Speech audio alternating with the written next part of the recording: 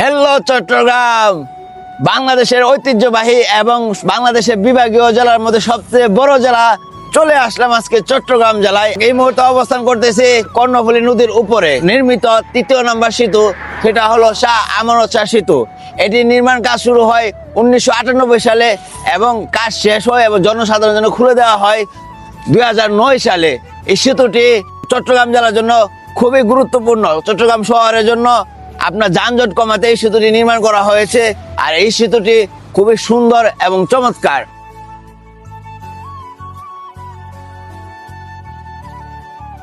যারা সীতাকুণ্ড পাহাড়ে যাবেন, চন্দ্রনাথ পাহাড়ে, আপনাদের উদ্দেশ্যে বলি, আপনার রেল স্টেশন থেকে একটি অটো ভাড়া নিয়ে দিতে পারেন। 100 টাকা মতো লাগবে। আর আপনি লোকালে গেলে 30 টাকা মতো হয়ে পারে না ভাই। লোকালে যদি যান আপনারা 30 টাকার মতো ভাড়া লাগবে। তো আপনারা যারা সীতাকুণ্ডতে আসবেন অবশ্যই চন্দ্রনাথ পাহাড় ঘুরে যাবেন। আর আমি এখন যাইতেছি চন্দ্রনাথ পাহাড় ঘুরতে। অবশ্যই সাথে থাকুন, আমি ভিডিওটা পাহাড় পুরোটা আপনাদেরকে দেখাবো। আর এখানে আসার পরে আপনার সর্বপ্রথম সঙ্গে এটা হলো লাঠি, এটা আপনার লাগবে। আর সাথে যদি একটু পানির বোতল নিয়ে যান আপনার জন্য উপকার হবে, কারণ অনেক দূর হাঁটতে হবে আপনার এবং কষ্ট করতে হবে, ঘাম ঝরবে।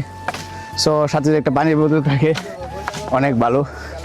আমি এই লাঠি এক দোকানদার ওনাকে বলছি যে আমি বিনা টাকা পুরো বাংলাদেশ ভ্রমণে বেরোইছি, আমাকে কি একটা লাঠি দেওয়া যাবে। তারপরে উনি আমাকে একটা লাঠি দিল, আমি আবার যাওয়ার সময় দিয়ে যাব। উনি আবার একটা আমাকে পানি সাজছিল, আমি পানি খাই নাই। আমি বলছি সাথে আমার পানি আছে, সাথে সবসময় পানি রাখি। তো কথা না বলে চলেন সীতাকুণ্ড পাহাড়ে উঠবো, চন্দ্রনাথ পাহাড় আজকে আপনাদেরকে দেখাবো। উপরে ওঠা ফিলিংসটা কেমন? একে সবচেয়ে বাজে, আমি আর জীবন আইতাম না। কে রে ভাই? অবস্থা খুবই খারাপ। এক ভাইয়া বললো, আমি এখানে আসার পর আমার দাদা এবং দাদুর কথা মনে হচ্ছে। দাদুর একটা লাঠি ছিল, যে বলতাম লাঠি লাগে, বুড়া হইলে বুঝবে। তো এখন বুঝতেছি এখনও বুড়া হয় নাই, বাট পাহাড়ে ওঠার সময় এই একটা লাঠি থাকা জেনে কতটুকু প্রয়োজন, গুরুত্বপূর্ণ আপনি পাহাড়ে ওঠার সময় বুঝবেন।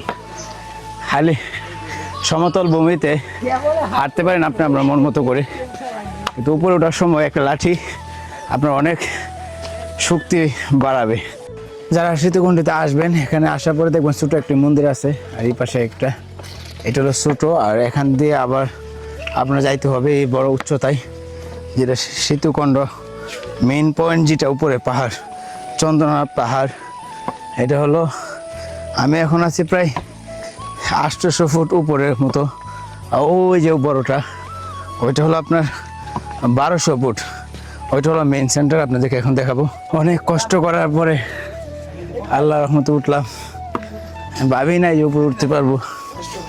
দু একবার আমি ব্যাগ নেওয়ার চিন্তা ভাবনা করছিলাম, তারপরও চেষ্টা করছি একমাত্র আপনাদেরকে দেখানোর জন্য। এই বাইরে বাড়ি হলো লক্ষ্মীপুরে, লক্ষ্মীপুর জেলা ঘুরে আসলাম। আর লক্ষ্মীপুরে মানুষ খুবই ভালো।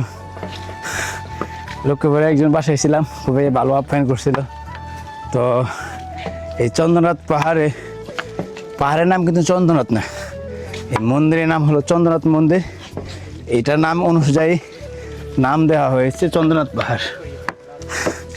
তো এখানে উপরে উঠে আপনি শুধু ভিউটা দেখতে পারবেন, বাট অন্য কিছু দেখা নাই। যারা হিন্দু ধর্মে তারা এখানে আসলে পুজো করে, তাদের মনের আশা পুরো চায়, এই আর কি। তো সবাই ভালো থাকবেন, সুস্থ থাকবেন, আর আমার জন্য দোয়া করবেন।